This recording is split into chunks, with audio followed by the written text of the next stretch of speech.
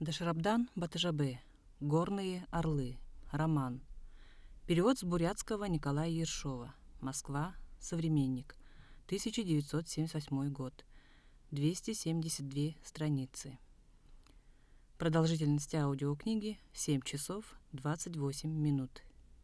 Запись произведена в студии звукозаписи региональной общественной организации Агинское библиотечное общество. Агинское, 2022 год. Книга издана при финансовой поддержке Министерства культуры Забайкальского края в рамках грантового конкурса. Текст читает библиотекарь отдела обслуживания Агинской краевой библиотеки имени Цибена Жамцрано Дарима Циденишиева. Глава 1. У начала начал, у воды. Шаман шаманил. С козлиной бородкой, сам козел козлом, худой и пучеглазый он взбрыкивал, бил свой бубен, потрясал им, звеня колокольцами, и пел горловым голосом что-то бессвязное о широких просторах Зулхе, пел про долины Анги и Залага. То был сам Хамне. Шаман шаманил. Истошны были крики его, все резче движение, он входил в экстаз. Голову шамана увенчивал железный шлем с рогами. Витые веревочки из кожи, прикрепленные к рогам, змеились при каждом его движении, моталось из стороны в сторону что-то сходное с коровьим хвостом, привязанное сзади к тому же шлему. Болтались, звеня и брякая, жестяные силуэты птиц и зверей. Дико поясничал посаженный в ромбовидную рамку юркий чертенок с поднятыми руками и раздвинутыми ногами. Пестрело и сливалось в единый шабаш множество других погремушек, подвязанных к оленей шубе. На 3 березовых жердях висели шкуры жеребчика, козы и барана, забитых в жертву Ангона божеству. Рядом лежали их головы и сердца. Все это значило, что животные, мясо которых уже варилось в котлах, были как бы еще живые. А чуть подаль высилось грубо сколоченное из досок подобие человека со лоскутками рысьего меха на голове и в паху. То было изображение Дабэй Ангона, почитаемого бурятами острова Ольхон на Байкале. Обойдя висящие шкуры, шаман подскочил затем к дощатому идолу и принялся вспрыгивать перед ним на особый манер, как если бы ноги его были связаны, а он, низкорослый, силился допрыгнуть до его головы. Шаман шаманил. «Наша еда тебе — мясо с огня, наше питье — арака, молочная водка. Еще выпей наш суп, как смола густой, из чаши нашей черней смолы. От далекого красного Тенгри призову тебе в гости к Анга-реке Санган Найона с женой Тежа». Встрепанный и безумный, как зверь в облаве, Хамне-шаман подскочил к костру, схватил из-под котла раскаленный камень и лизнул его несколько раз. Слюна затрещала, как масло на горячей сковороде. Это был апофеоз. Сидящие у костра вскочили и с чашечками полными араки устремились к шаману. «Тебе от меня, Хамне! Прими от меня, Хамне!» Предпочтение свое он отдал высокому старику со шрамом во все лицо. Он взял чашку из рук у него, жертвенно плеснул несколько капель в огонь и выпил. Остальные последовали примеру шамана. Старику же со шрамом кто-то из молодых мужчин поднес чашу другую, вдвое большую. В меховом, несмотря на жаркое лето Дегели, старик обеими руками принял ее и подошел к огню, бормоча про себя молитву. Вид его был и жалок, и грозен. Толстые синие вены на дрожащих руках, медно-красная грудь за отвернутой полой Дегела, волосы дыбом на крупной голове и взгляд страдальца. Старика с молитвой на устах и с чашей в руках звали Тарасом. Он был голь перекатная, ни единой головы скота не имел. Зато он имел сына. Прошел год, и еще 1 год с той поры, как сын уехал и не вернулся. В 1916 году, по велению царя, не доверявшего оружие инородцам, их отовсюду сгоняли на тыловые работы, окопы рыть. Сын Тараса ушел по мобилизации вместо сына богача, получив за это корову с теленком и золотое кольцо для жены. Старик молился о возвращении сына. О том же молилась молодая женщина, допущенная на это камлание с разрешения шамана, жена пропавшего без вести.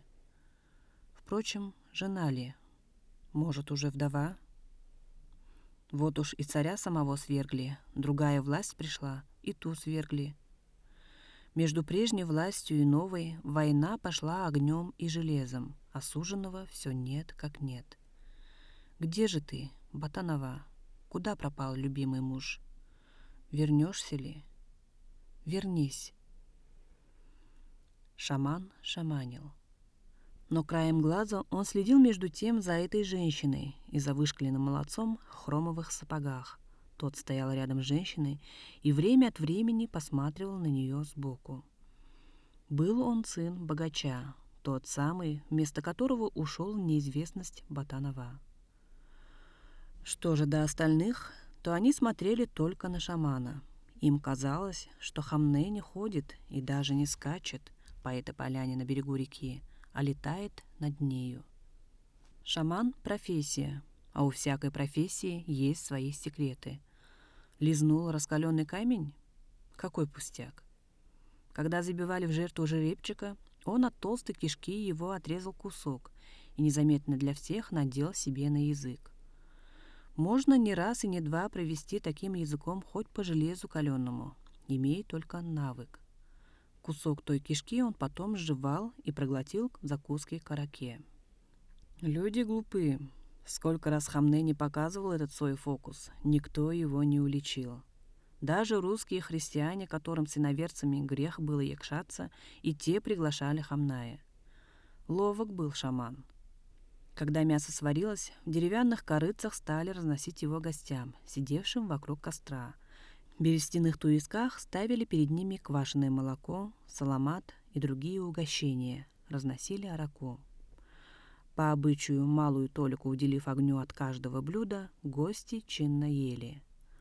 А шаман все шаманил. Железной тростью, украшенной цветными лентами, он так грозно потрясал и размахивал, так вертелся и прыгал, дико вращая глазами, так истошно выкрикивал свои бессвязные заклинания, что в груди у каждого опять захолодело. Трепет божественного откровения охватил души гостей, и они поднялись. Подойдя к берегу, все опустились на колени у самой воды. Долго молились, потом зачерпнули каждый в свою чашку из реки и чередой потянулись к шаману. Начинался обряд гадания. «О Всевышний, белый хозяин! О Вселенная, белая его жена! Жаром дыхания вашего растопите олово наше, остудите его в воде священной реки, приоткройте каждому дверь в грядущие». Прорицатель раскладывал поверх чашки несколько белых волосков из хвоста или гривы коня, а затем плескал в чашку из медного тигля со сплавленным оловом. Счастье и благоденствие в будущем предвещало круглая, как медаль, застывшая оловянная лепешка с узорчатой каймой по краю. Гости радостно вскрикивали при виде такой лепешки, вскрикивал и шаман. Много раз, осчастливленные прорицанием, обитатели бренного мира сего хранили на груди каждый свой талисман и выпивали из чашки освященную им воду. Дошел черед до Тараса. Старик поклонился быстротекущей воде, черпнул из реки и поднес свою чашку Хамнаю. Затем он опустился на колени перед шаманом и, дрожа от озноба, принялся глядеть куда-то вверх, будто бы видя там нечто такое, что видно было одному ему. Показалось ли некоторым или было на самом деле, только шаман будто бы скосил глаз на фронтоватого парня в хромовых сапогах и только после того положил на чашу белые конские волоски. Олово, влитое в чашку, затрещало. Запарила вскипевшая вода. Шаман сощурился и сгорбился в позе хищника, изготовившегося схватить добычу. Резко сорвал с чаши белые волоски и первым заглянул в нее. Увиденное повергло Хамная в отчаяние. Он силой дернул сам себя за бороду, как бы желая освободиться от нее, в ужасе шарахнулся назад и чуть не опрокинулся на спину. Люди вокруг замолкли. Закусив губы и сдерживая рыдание, вся бледная покачивалась из стороны в сторону женщина. Жена ли, вдова ли того, за кого молилась она? Желтые глаза Тараса, все еще устремленные вверх, застыли в бессмыслии, как у слепого. Синие жилы на руках вздулись, грудь его вздымалась тяжко и медленно. Все кругом стояли поникшие, и только молодец в хромовых сапогах не горевал. Он будто бы улыбнулся даже, но вовремя спрятал улыбку. Стоит раскрыть то, о чем не подозревали люди, стоявшие вокруг женщины и старика, убитых горем. Барсо, удалец в хромовых сапогах, сын богача Танха, был не последнее лицо в этом хорошо разыгранном спектакле. Это он, Барсо Танхаев, устроил праздник Телган в Улусе-Тоғота. Это он, Танхаев Барсо, пригласил сюда шамана шаманов Хамная. Это он, Барсо, дал крупную взятку служителю духов, дабы тот показал здесь свой коронный фокус. У всех олово застыло в круглых слитках, и только у старика Тараса рассыпалось в дробь. Заветная цель Барсо была в том, чтобы завладеть красавицей, женой того, кто ушел по мобилизации вместо него и пропал без вести. Хорошо заплатив шаману, Барсо бдительно следил за ним и был доволен, что все идет, как задумано. Тишину прервал шаман. С высокого мыхан неба спустился алый мост. С синего мыхан неба спустился и белый мост. По мостам спустились владыка-владык, хозяин хозяев и белая жена его, воительница. Как видно, сошествие богов с небес на землю представлялось шаману страшнее самой страшной беды. Обхватив голову руками, он закричал безумным криком «У!» и побежал к реке. Опасаясь, как бы в экстазе шаман не бросился в воду, парни загородили ему дорогу. Хамне упал на землю и долго бился в судорогах, пока не притих. Люди вокруг с почтительным недоумением смотрели на него. Молчание было достаточно долгим, чтобы сотрясти души, и вместе с тем умеренно долгим, чтобы с высот духа не пасть в обыденность. Шаман приподнялся и стал разглядывать окружавших его людей, будто видит их впервые.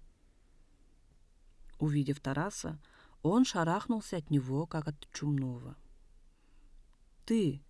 — крикнул он, пятясь назад, но тыча пальцем в старика. «В твоем доме на всю жизнь поселилось горе. Нет на этой земле твоего сына, он умер.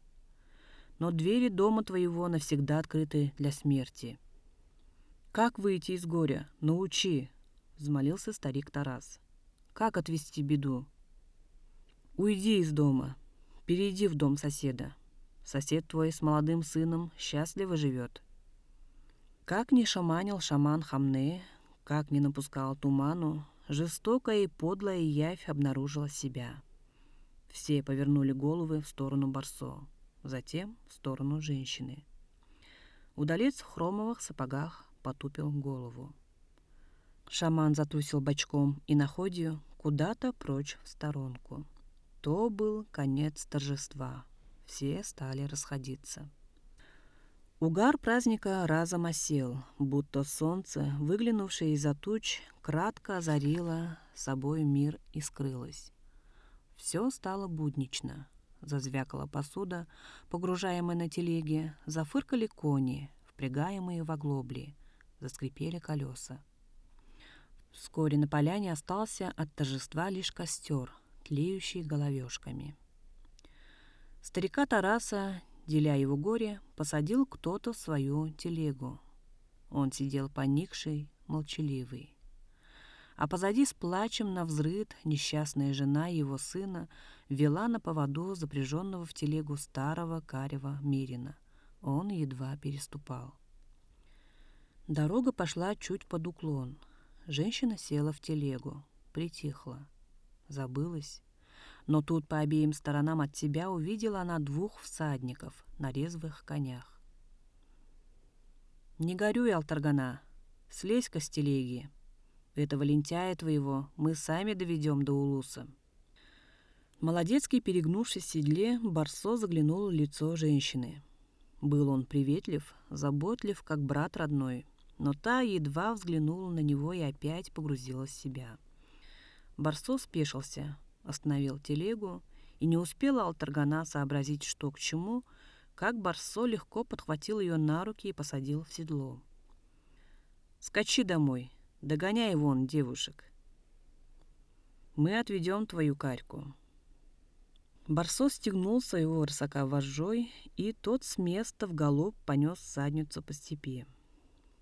«Отвези этот скарб», — приказал Барсо своему спутнику, все еще глядя вслед ускакавшей женщине.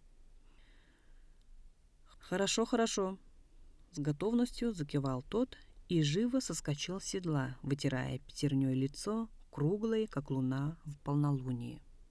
Он был табунщиком Танха-Баяна, поэтому сын Бая Барсо-Танхаев был для табунщика не меньший господин, чем сам Бай-старик. Ураганный ветер вознамерился обогнать Барсо. Так можно было подумать, глядя на то, с какой страстью устремился он вдогонку за удалившейся всадницей. Подолы дегела трепетали позади него, будто крылья. Так ястреб камнем бросается сверху на поющего жаворонка. Погоню первой учуяла не всадница, а сытая лошадь под нею. С рыси она перешла в галоп. «Придержи коня!» — услышала позади себя Алтаргана. Пригнулась, потом оглянулась через плечо, увидела, что Барсо настигает ее, и стегнула коня плетью. Но тот, рыжий конь-арканщик, скакавший позади, приученный и без плетки настигать любую лошадь в табуне, уже вытянул шею, как барс в погоне за жертвой. В десяток стремительных длинных прыжков он был уже рядом. От такой скачки слезы застилали глаза Барсо, но он все же схватил повод из рук Алтарганы, с силой осадил двух коней сразу, так, что комья земли из-под их копыт залетелись далеко в стороны. «Что тебе нужно?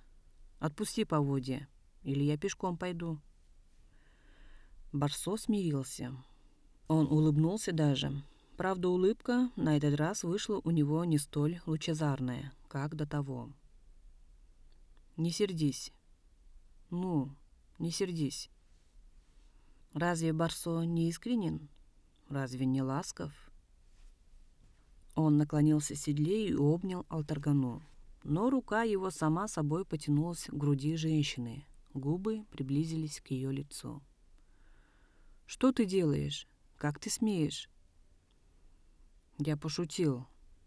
Барсо и вправду как бы шутил. «Ты не бойся меня. Я за тебя хоть в огонь, хоть в воду. Сколько месяцев уж хожу за тобой. Разве сделал что плохое? Только и думаю, как помочь тебе и твоему обделенному судьбой старику.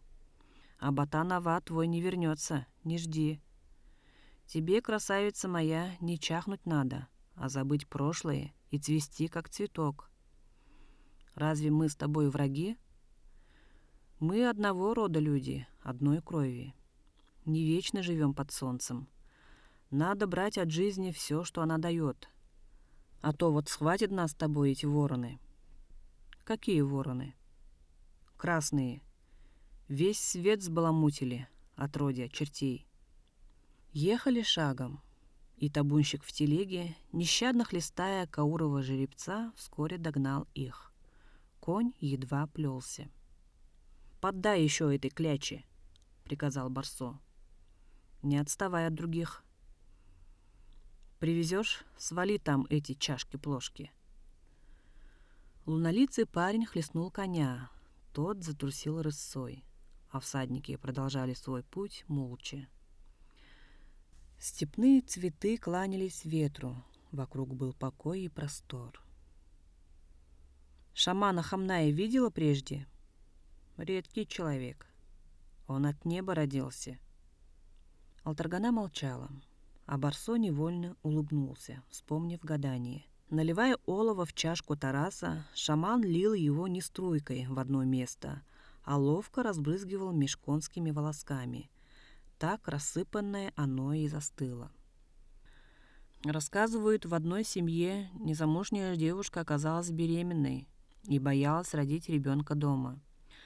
Она поехала в другой улус и разрешилась прямо в степи. Она сняла платок с головы, завернула в него ребенка, оставила и ушла. А потом дня через 3, когда она без сил лежала где-то в степи, ребенок с платком в руке к ней подошел. Мать до того испугалась, что упала без сознания и умерла. Голову ребенка возле мертвой матери нашел один человек и взял в свой дом. Тот ребенок и был Хамне. О своем небесном рождении он не любит рассказывать. Но от народа разве скроешь что-нибудь? Люди все знают. Алтаргана слушала рассеянно. Взгляд ее был устремлен за горизонт.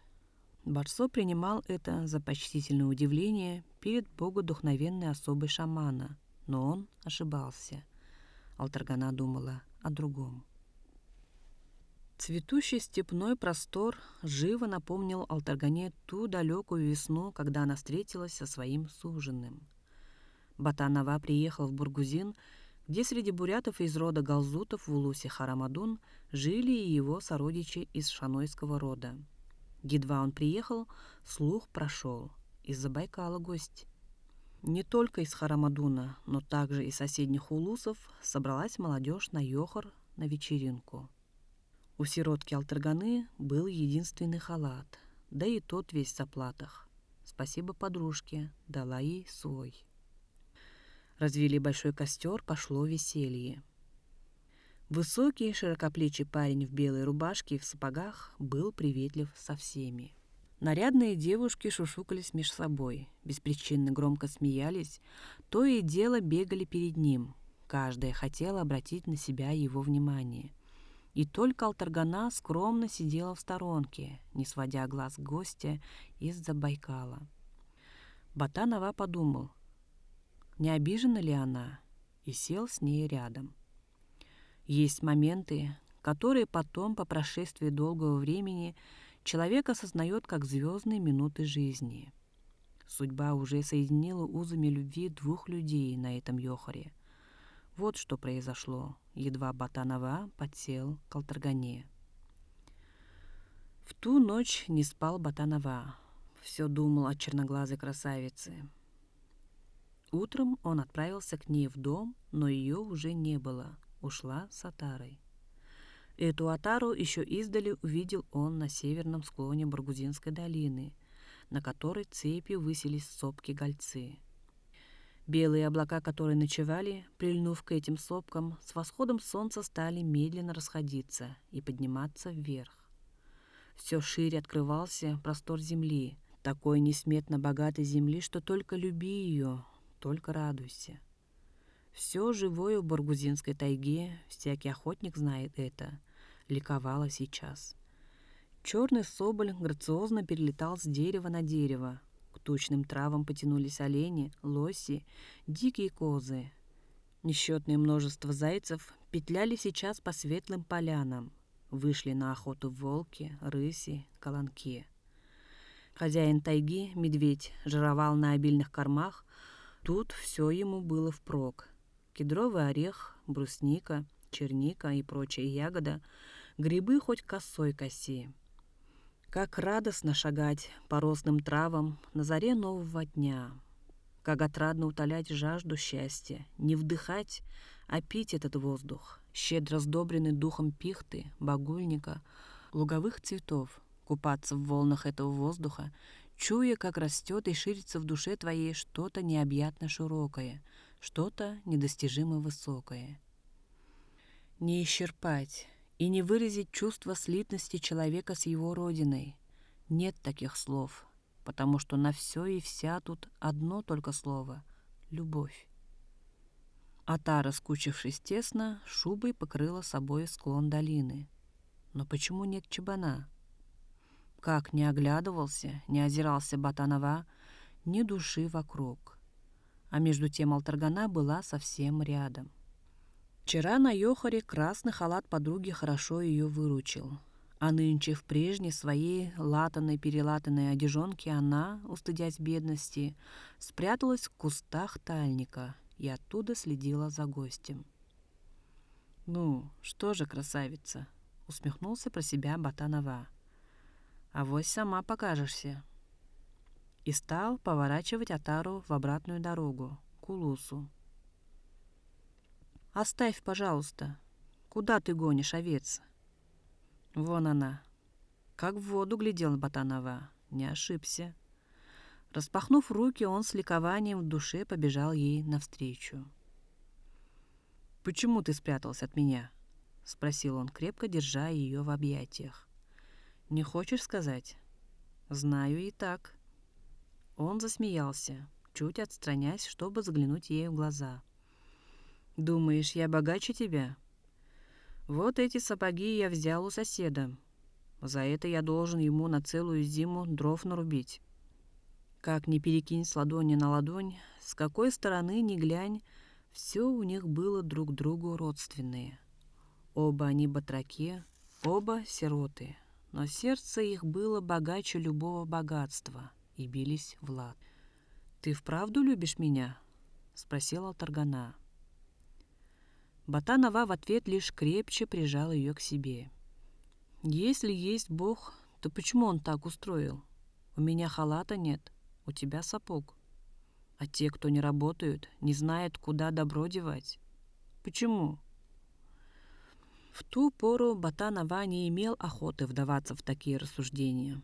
Он был молод, был счастлив, и этого было ему достаточно. Жениха и невесту поддержали сородичи с той и с другой стороны. Галзутовцы сообща собрали приданое своей сиротке. Люди шанайского рода преподнесли гостю свои подарки. И все вместе проводили супругов до Байкала. Вот о чем думала и что в бесчетный раз воскрешала в памяти Алтаргана, слушая басню о божественном рождении Хамны шамана. Слушая, но не слыша. «Шаман предсказал нам счастье», — напомнил Барсо, «если мы соединим наши жизни». «Вот с ним и соедини свою жизнь, с шаманом. Он тебе еще чего-нибудь напророчит». «Зла на язык. Почему так дерзишь?» «Не забыла, как ты дал Ботанове сапоги на 10 дней за 10 вазов дров. Не забыла, как за подачку отправил его на каторгу вместо себя. Что еще хорошего скажешь?» Сузил глаза Барсо. «Еще скажу, что ты трус, Барсо. Дай-ка сюда повод». В ответ на это Барсо обернул, намотал повод ее коня на руку себе, а другой рукой крепко обхватил тело женщины. «Пусти меня. Дай мне уйти». «Сейчас ты никуда не уйдешь. Я умру. Живой тебе я не дамся. Куда ты меня везешь?» «Кричи. Близко нет никого. А и был бы кто. Не родился в Улусе еще такой человек, который посмел бы мне перечить». Алтаргана испугалась. Так овладел ею страх, что даже крик не вышел из горла. Подумалось, не соскочить ли с коня. Но разве пешая девушка убежит от мужчины на лошади? Алтаргана заплакала. Барсо стал вытирать ей слезы шелковым платком. «Не плачь, ты не девочка, ты женщина, познавшая мужчину. Что теряешь? Ну, что теряешь, скажи». Алтаргана притихла. Барсо, обнадеженный, расслабился. Клещи объятия свои отпустил и отвернулся. Пусть она образумится. А тем временем Алтаргана отстегнула подбородник узды и ударила коня плетью. Тот рванул вперед. Барсо ужаснулся, увидев на своей руке свободную уздечку, между тем, как рысак его уже скакал галопом впереди. Алтаргана настегивала его плетью. В дикой ярости Барсо хлестнул своего рыжего арканщика. Тот сорвался с места в карьер. «Эй, стой! Ну ты, злая шаманка, не уйдешь от меня!» «Спаси меня! не дай себя догнать!» И молилась, и плакала Алтаргана, нахлёстывая коня. Позади, сокращая разрыв, птицей летел рыжий арканщик. Грива его развивалась, хотя и рядом, но как бы и в стороне от него. Она, похоже, была на пламя. Длинная шея, хвост и ноги в стремительном беге, вытянутые в одну линию, фигура всадника, слитая в одно с конем. Это страшно было. Алтаргана еще и еще раз стегнула коня плеткой. Только надежда уже покинула ее. Рыжий арканщик был дрессированный конь. Не догонит бегущего впереди, будет примерно наказан. А тут, чуть ли уже не у цели, оказалась Паскотина на пути, загородка о 6 жердях. Ну, конец. Алтаргана с трудом удержалась в седле, когда конь под нею сходу с бегу легко перепрыгнул через эту Паскотину. Алтаргана с плачем стала гладить по шее бегущего коня. А Барсо, приблизившись к той же Паскотине, резко садил своего. Гоняясь за этой бабой, не хватало еще шею себе сломать. Что подумают люди? Алтаргана еще раз оглянулась. Барсо за Паскотиной повернул коня к своим воротам. Туда же к себе нес ее и ее спаситель. Алтаргана остановила его, еще раз благодарность погладила по шее и побежала назад домой. Да, бывает минута, которую по прошествии долгих лет человек осознает как звездную минуту жизни. Судьба еще раз соединила влюбленных в тот момент, когда конь-спаситель, верный дому, зацокал копытами домой, а спасенная им женщина пошла в обратную сторону. Потому что хоть верьте, хоть сочтите за выдумку, открыв скрипучую дверь своего жилища, Алтаргана увидела мужа своего, Бата-Наву. Тот сидел за столом и мирно, будто бы никогда из дома не уезжал, беседовал с отцом. Алтаргана хотела крикнуть «Бата-Нава, милый мой!», но у нее не оказалось ни слов, ни голоса. Она стояла, прислонившись к косяку, не веря в чудо, и все смотрела на своего возлюбленного, а тот смотрел на нее. Он видел ее уставшей, загнанной, но в страданиях не постаревшей, а зрелой и более прекрасной, чем тогда, когда с нею расстался. Она же его видела отдалившимся, как человека, пережившего что-то такое, что навсегда от нее скрыто, и свой, и не свой. А затем по-новому взглянула она и на старика Тараса. На голове его, сзади бритой, образовались толстые складки, судорожно вверх-вниз ходил его кадык величиною с кулак. «Сын вернулся», — прохрипел он наконец.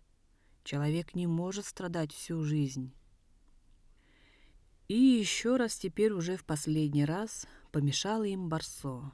Хлопая себя плеткой по голенищу, вошел он в дом, чтобы расправиться с Алтарганой.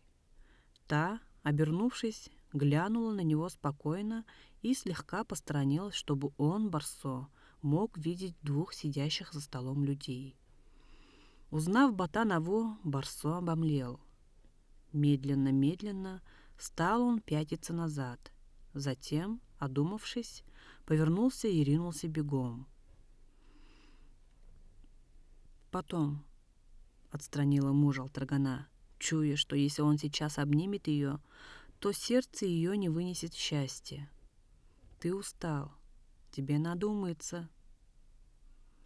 Бочка с водою, черпак. Вода из черпака льется на сильные руки мужчины. Вода льется на шею его, загорелую, задубевшую. Льется вода на лицо его, небритое, чуть незнакомое после разлуки. Вода. Та священная, быстро бегущая от истока к устью, правдивая, очищающая.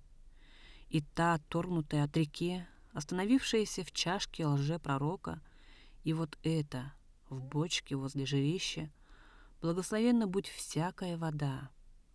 И человек у воды, у начала начал, начало начал.